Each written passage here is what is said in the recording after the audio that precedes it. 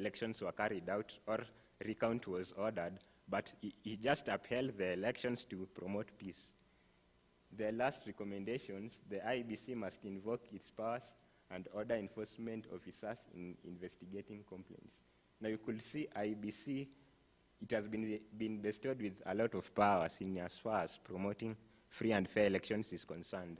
But you could see they are deviating from that role because the power that they have been given to promote free and fair elections, they are not using it to ensure that the electorate are able to exercise their right of free and fair elections.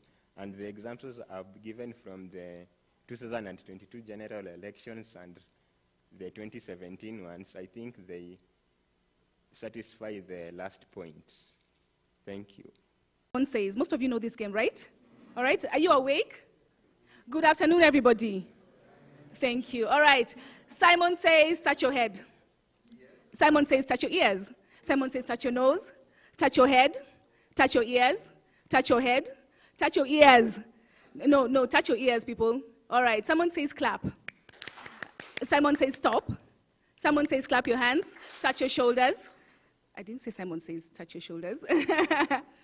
All right, Simon says touch your head, touch your shoulders. No. Follow instructions, people. Follow instructions, please. Simon says touch your shoulders. Simon says clap. Stop. I didn't say stop. All right, thank you very much. You may have your seats. Though I did not say Simon says. But you may have your seats. We now see how many paid attention or are able to pay attention after lunch. My name is Dinding Anga. I am an advocate. And thank you so much for clapping, because this Saturday, 19th of November, I will be celebrating 10 years in practice. So you were clapping for me, you know. 10 years, it has been exciting indeed. I run a law firm with my husband. He did say I must mention his name. It was a bit of a threat. Ivan Sogada, his friend here, he will probably tell him I have mentioned his name. Yes, Nadida. And I'm also the team leader, Legalese Africa. We deal with information and accessibility to all persons. As my dear friend Kyoko mentioned, could you please turn your attention to your book of abstracts, page 22?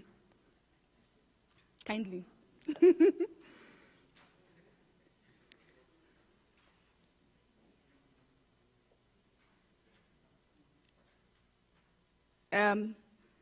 It is blank. My topic is the invisible future voters, the case for the children. It's interesting that it's blank. Perhaps, I know it was not intentional, dear Robert. I know it wasn't intentional, perhaps, but maybe was it? Maybe it is a reflection, perhaps it's a reflection of just how we view children, when we hear about children and elections. I mean, when you and I think about elections and children, what do you think about? Schools, perhaps, yes? Sorry? Close down schools because voting and tallying has to take place in the schools. Some people will think about, carrying children to the voting centers to use them for, for jumping the queue. In 2013, my daughter was 3 years old. I'm not saying I went with her. I did at 4 p.m., but I didn't skip the queue. Trust me, I didn't skip the queue. But yeah, when we think about children and elections, we don't think much about it, to be honest, because, elections ni ya watu wakubwa, si ndio? But then, I'm here to present the case for the children with regards to the elections. I will not belabor the point of the Kenyan election chronology, but because that has been very clearly detailed by a number of presenters very well. What I can say is that John F. Kennedy said that children are the living messages we send to a time we will not see. What I can say about the Kenyan election chronology, because of time, in Kenya's history, we Kenyans witnessed challenging of the presidential election results in the courts of law in 1992, 97, 2013, 2017, and now 2022. In 2013, 2017, and 2022, children born in the last decade were able to witness limited to no violence in the process of turning to the Supreme Court to petition presidential results. This is important because it does inform a lot of the things that have happened in the past decade. You and I have been witness, perhaps in our generation, of violence in 2007 and many other moments when elections were contested in various ways. The legal framework with regards to children. First, I would like to quote, to just remind us about the Constitution, our Constitution rather, which recognizes and promotes the rights and welfare of children of all ages. That's in Article 21. In Article 53, now this is very important, we have something that is called the best interest determination principle for children. And this best interest determination principle, of course, it comes all the way from the international instruments, such as the Convention on the Rights of Children. And it states, in our Constitution, it states, our children's best interests are of paramount importance in every matter concerning the child. In our very newly amended Children Act, which we're very excited about, specific mention is made in Section 28 of the Rights of Children to assemble, demonstrate, petition, and participate in public life. My daughter keeps reminding me of this when it comes to assembling and demonstrating. I keep reminding her that she doesn't pay rent. So, but it's in the Constitution, it's in the Children Act. And in Section 8, it reiterates the best interest principle, best interest determination principle, which is that in all actions concerning children, whether undertaken by public or private social welfare institutions, courts of law, administrative authorities, or legislative bodies, the best interest of the child shall be the primary consideration. In our election laws, such as the Elections Act, Independent Electoral and Boundaries Commission Act, the Election Offences Act, and the Elections Technology Regulations, among others, there's hardly any mention of children. I stand to be corrected, but there's hardly any mention. Perhaps this is also an area in which we can look at because of the reasons that I shall be giving. As you clearly stated earlier, yes, during election seasons, schools are interrupted. In this particular year, former Education Cabinet Secretary, Professor Magoha, ordered for all schools to close on 1st of August. They were initially supposed to close for 10 days, but they closed for 16 days. How many parents, how many people with children, children here? Anyone? Anyone who's a parent here? Yeah, okay, thank you. So you know that the schools closed for a number of days, and the children were home, and then we all grappled around, but schools will be closing in the next 2 weeks, and then school fees, will be required to pay school fees again. But those are some of the things that we have to, contend with. But did we stop to think about the effects of school disruptions? For example, the quality of education has been affected because, remember, this is the year when we have been trying to catch up with the education, the disruption that happened during the pandemic. This is a year when we have 2 KCPEs, 2 KCSEs, grade 6s are doing their national exams. Therefore, it's a very crammed year. It's very tight. I know my daughter's friends and some of my really good friends, their children have been going to school on Sundays because they're candidates, because they have to catch up, and this has various effects. For example, the quality of education has been affected as the candidates and learners have to overexert themselves, thereby raising stress levels. Teachers have been stretched to teach faster and finish the curriculum and churn out high-grade learners. And parents have had to pay fees for shorter terms. Those are some of the effects of disruptions.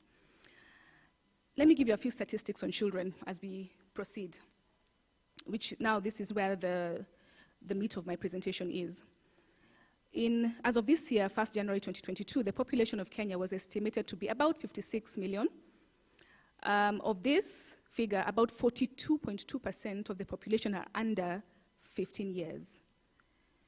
That is an estimate of about 23 million children, meaning that a number of them will vote for the very first time, will turn 18 and vote for the very first time in 2027. My daughter reminds me that she will miss it by 1 year, because she'll be turning 17. So she keeps on saying, in 2032, I think I'll vote. she thinks she'll vote. I asked her why. She said, I don't know, politicians. I don't know if she understands what that means, but that's okay. Or is it? So imagine how many voters there will be in the next 5 or 10 years. Let me talk about the Generation Z. Generation Z are children that are born between 1995 and 2010. They're the generation that we're trying to understand.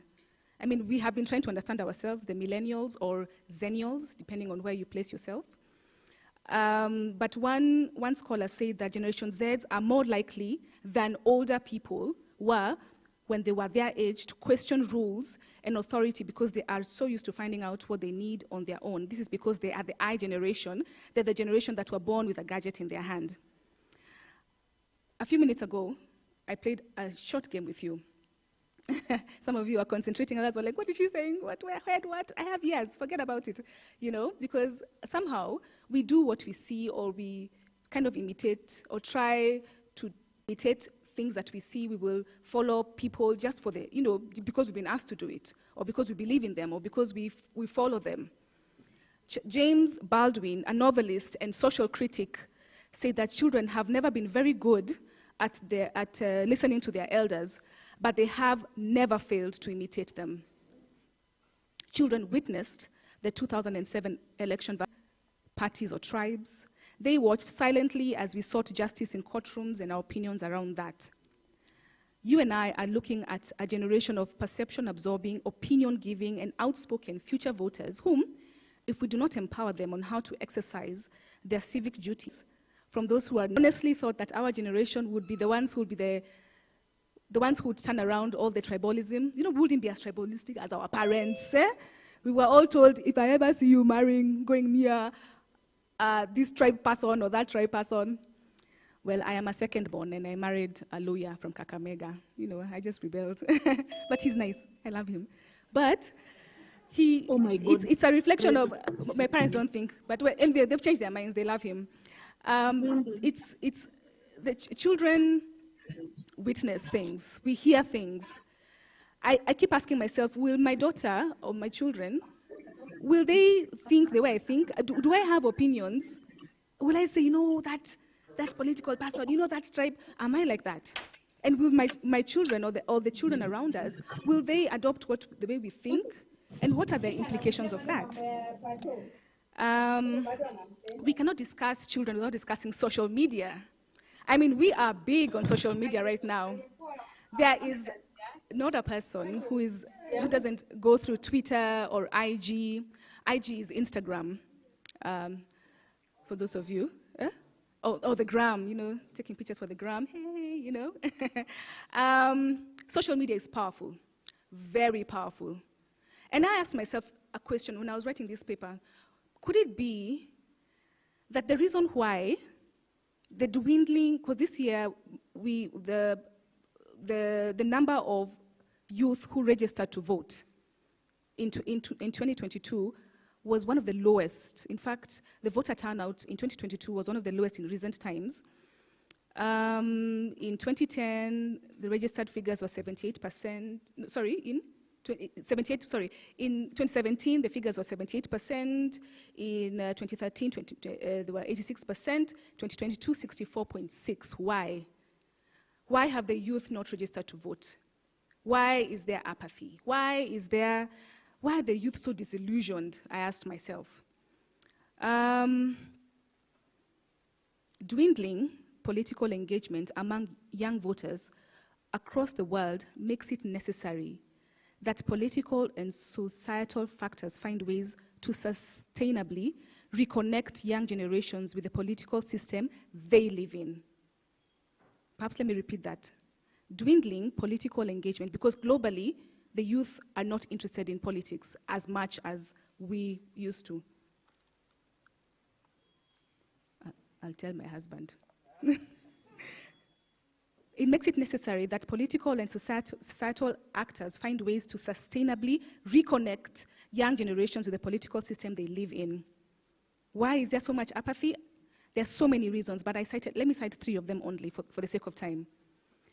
I personally think we're not interacting with them within their social circles. I mean, just think about it. When you're on Twitter, can you say that you have been empowered in terms of your civic Is there a lot of civic education happening? Or are we just watching, I will not say which lawyers, calling each other names? Or, no, I want you to imagine a young person reading those tweets, watching us calling each other names and making all manner of insults and making insults at each other. Number two, the youth are discouraged by the high cost of living. I remember just after the elections, I took a cab to Nairobi CBD, and the cab driver told me, "Mimi siku vote, Mimi siku vote." I'm like, "Why didn't you vote? Kwa nini? See, they've already decided." That was just one guy. And there are a number of people who said, "You know what? Why should I vote? Why should I go out and vote?" They feel they're not listened to the youth. The youth feel that nothing will change. Corruption and nepotism are the order of the day. Unless you know somebody at that office somewhere, what you want will not, it will not be given to you. When voters, now here's the danger of it. When voters refuse to exercise their national duty, it increases the likelihood of the few who do show up pursuing narrow interests. The youth's political exclusion will limit the extent to which they can help determine their future and improve their prospects. Carl Meninga say that what's done to children, they will do to society. Just like you and I have perhaps taken various ideologies and opinions from our parents and the generations before us, the same thing our children and the youth will do. One of the biggest questions we must answer is, why is there so much apathy amongst the youth with regards to participating in electioneering processes? Why did the youth not come out to vote? Could it be a culmination of the fact that we do not acknowledge them because they remain invisible when they are children until they're of age to vote, and then we make promises which we do not keep? Think of the laptops in, which year was that? When we were all promised laptops. Yes, we made promises, then, we just forgot about it. To sustain a peaceful, proper, opinionated shaping, value-driven election, we need to invest in how children of today, that is the future voters, are receiving information. Let us not leave them a fragmented society and give them the Herculean task of piecing together brokenness. Nelson Mandela, I finalize, says that history will judge us by the difference we make in the everyday lives of children. Thank you very much.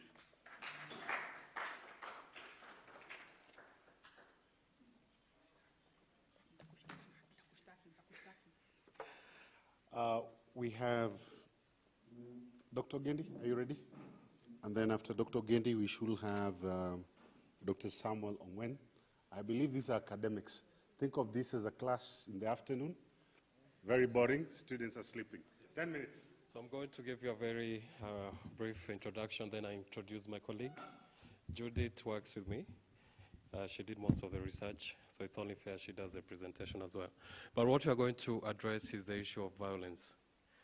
I remember in 2007-8, I participated in the CPEV report. And at that time, I was a student. We saw how violence could affect elections. Now we are moving beyond the public or in terms of general elections, and now we are trying to look at how violence affects the women participation in politics, to be specific. And we are focusing now, at that time, the issue was about the general population, but now we want to look at the women. And we are finding that increasingly women get targeted in terms of violence. And this has now meant that less and less women come out to participate in leadership and even sometimes vote. So Judith will give you the statistics and perhaps case studies so that we're able to demonstrate this particular phenomenon and try and connect it to the issue of elections. Karibu sana, Judith.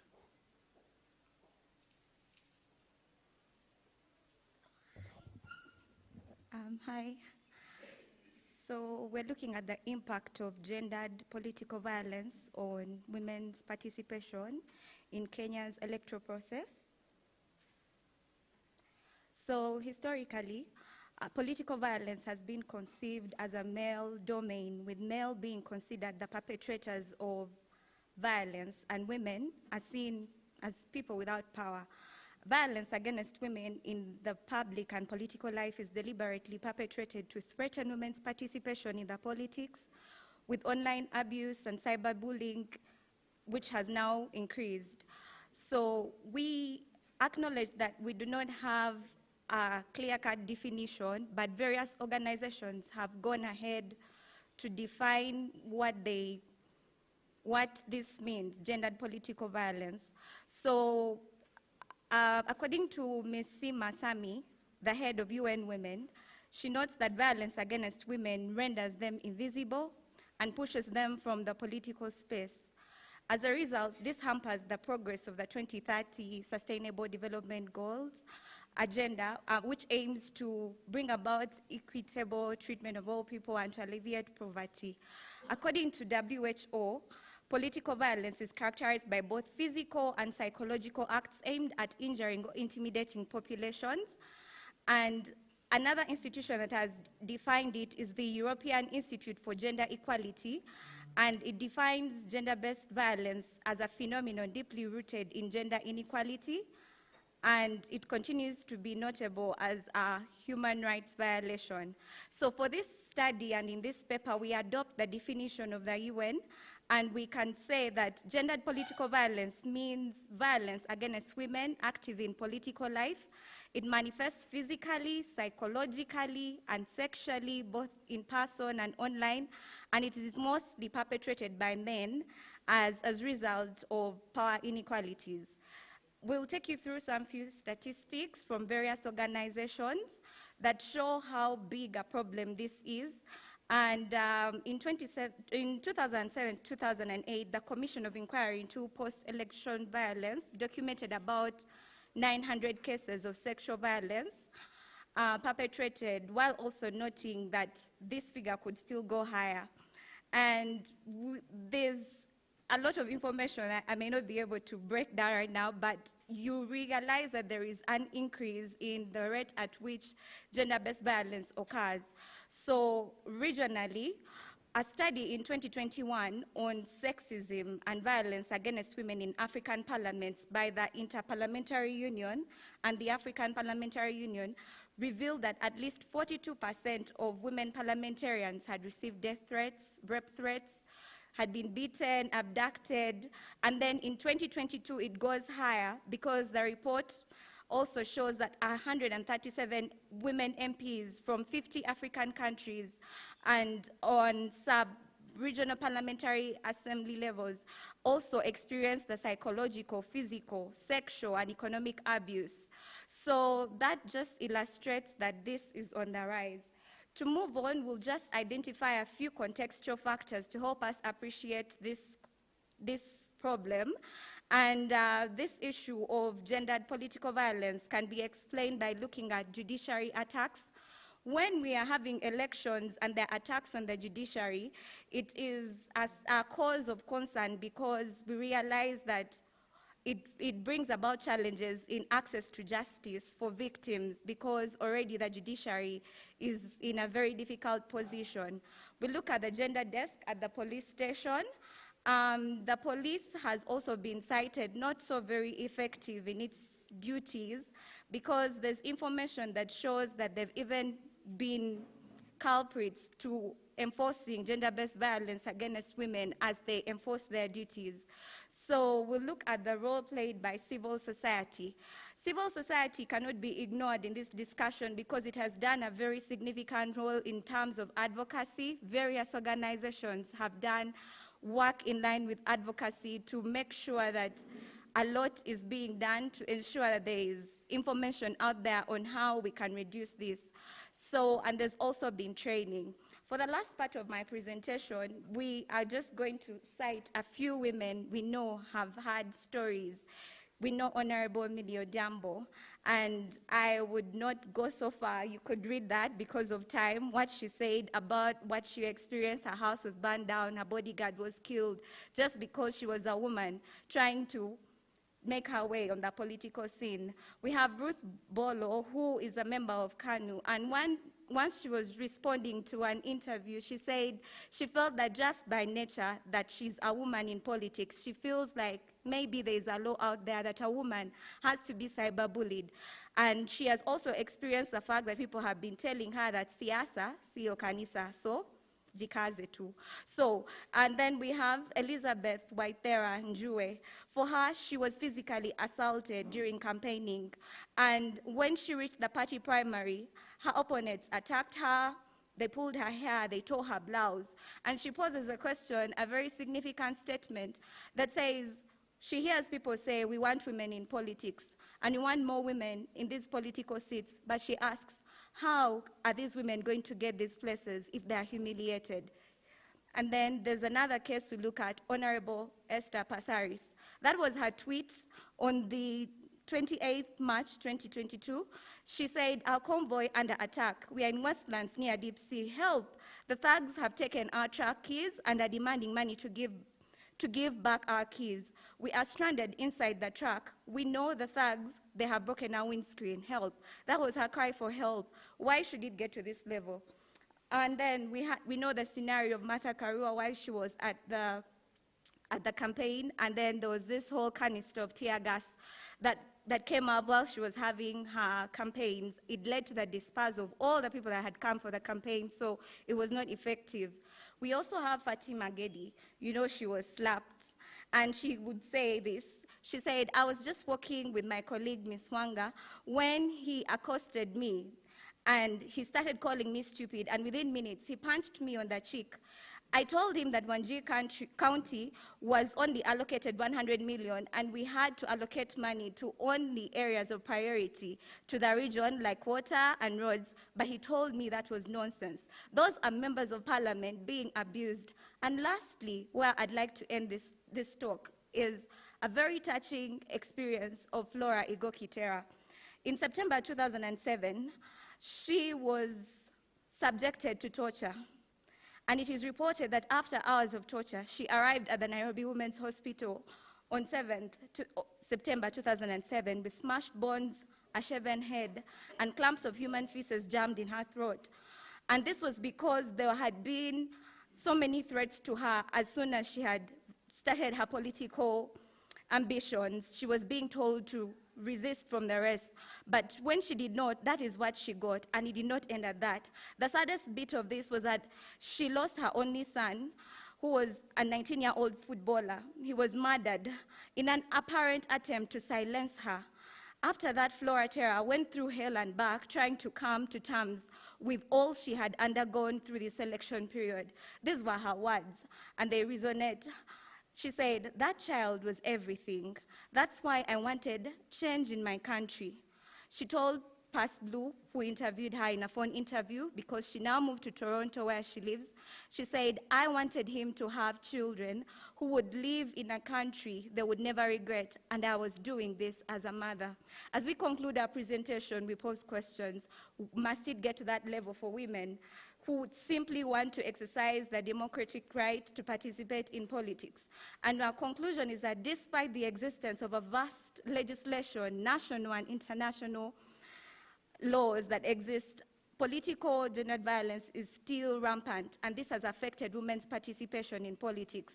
The effect of this violence is that men use it to suppress budding women in politics, and this causes them to shun their involvement.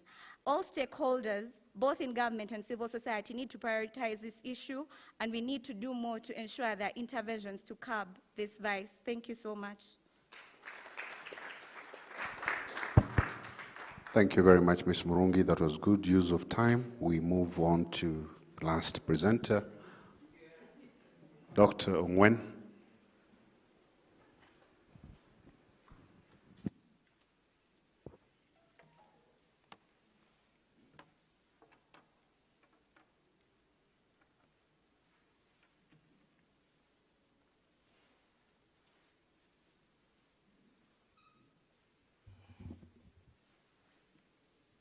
Now, good afternoon, everybody. My name is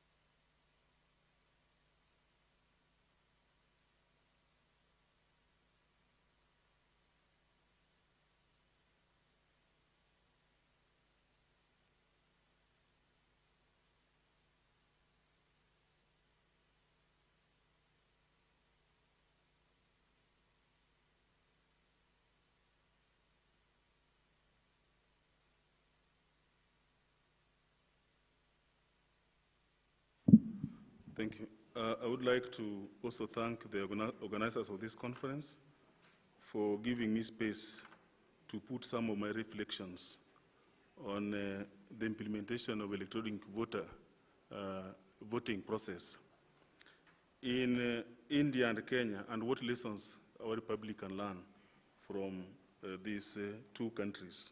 This is my outline. I have observed that across Africa, particularly in sub-Saharan Africa, elections and election outcomes are characterized by increased violence, death, displacement of civilian population, and in Kenya particularly, in 2007, presidential election resulted into the post-election violence. In the documents, we see several families were broken, lives were lost, property worth millions of shillings were lost, about 1,000 people died, and about 600 people were displaced. The occurrence of 2007, I'm not saying that there have never been violence in the Republic of Kenya questioned by election, but the occurrence of 2007 brought into the question the very issue of justice for all the electoral stakeholders. I am also questioning, why do you think elections are so important? Indeed, elections are so important for a country like ours that is trying to domesticate, or rather to have a vibrant democracy. Elections are a pillar of a democratic society and allow citizens to choose those that they want to run the affairs of the country, just like we have done in the last 2 months. We have chosen people that we have given the mandate to run the affairs of our republic. It is also, elections are also important in measuring the strength of a democracy, in that there's a strong correlation between elections and democracy. And more importantly, elections test the strength of other components of democratic governance, such as the rule of law, freedom of speech, freedom of press, freedom of association, and so on. So that if you get it wrong with the election, don't expect to get it right in any other front. That's what I'm saying. If a country does not get its election right, it is less likely to succeed in meeting benchmarks of other broader issues of accountability and good governance. If a candidate or a government steals an election, then issues such as fighting corruption, shutting down media houses, and persecuting journalists, violation of citizen rights, become common practices. So we must get our election right if we have to achieve other democratic ingredients. Now, faith in election has been dented by several worrying trends. It has been characterized by reversals, characterized by voter intimidation, violence, media bias, vote buying, electoral fraud. And if you look at the recent elections across, not only in Kenya, across the region, particularly in sub-Saharan Africa, there is a gradual decline in the overall percentage of electorate exercising their right to vote. This suggests that fewer citizens consider election as the main instrument of legitimizing power and decision-making. I have seen in other literature that this fewer number of people participating in election, the decreased numbers of those who are registered and not participating in election are finding ventilations elsewhere.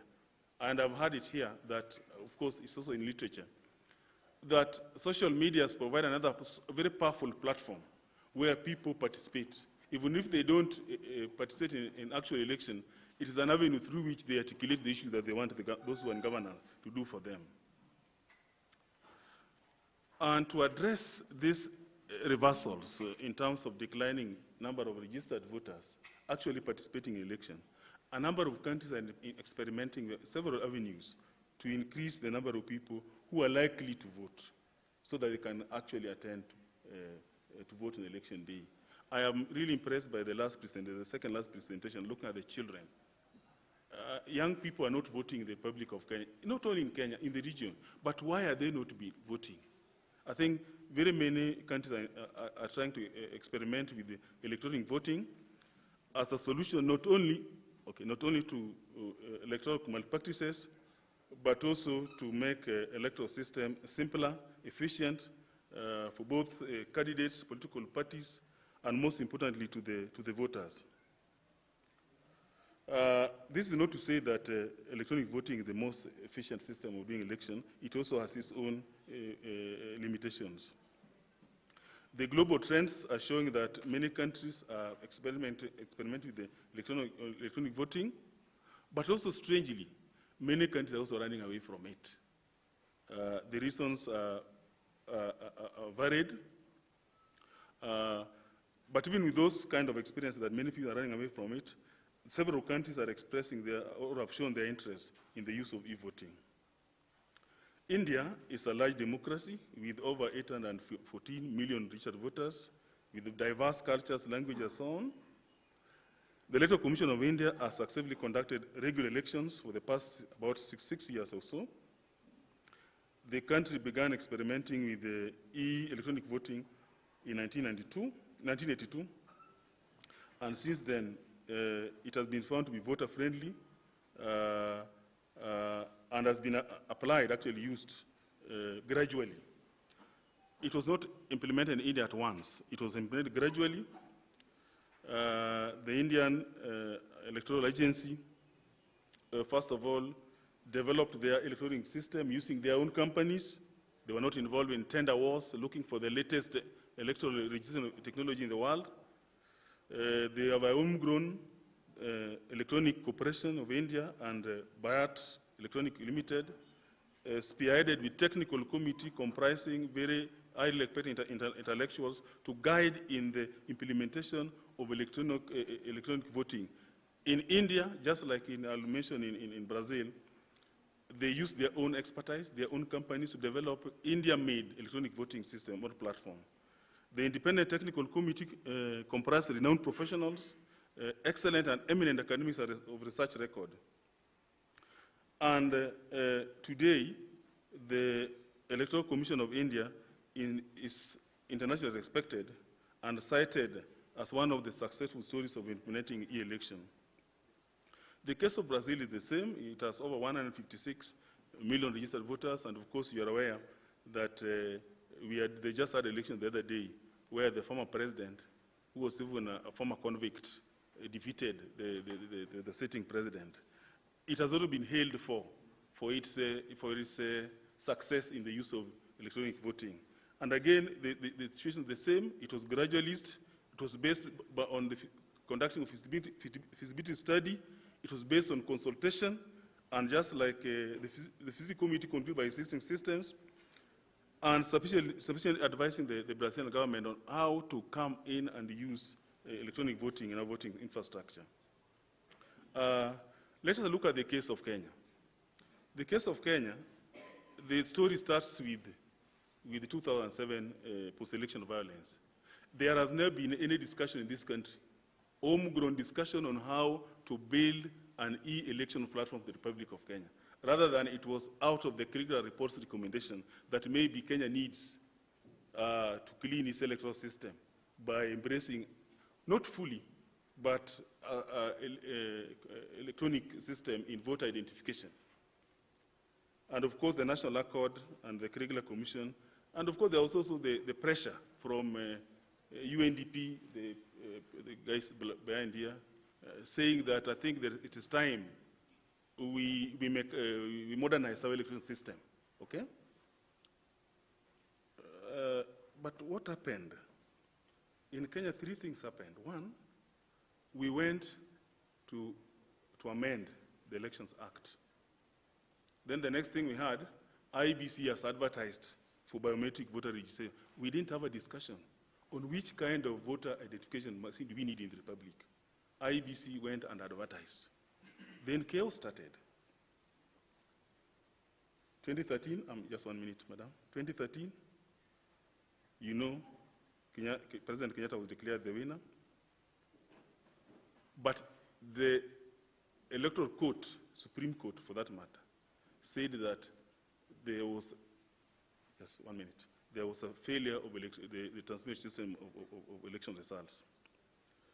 And then after President Kenyatta got in, there were subsequent electoral reforms, You saw Kenya Integrated Election Management System came in, just like a Brazilian case. They were advised to have a technical committee on technology. That did not happen.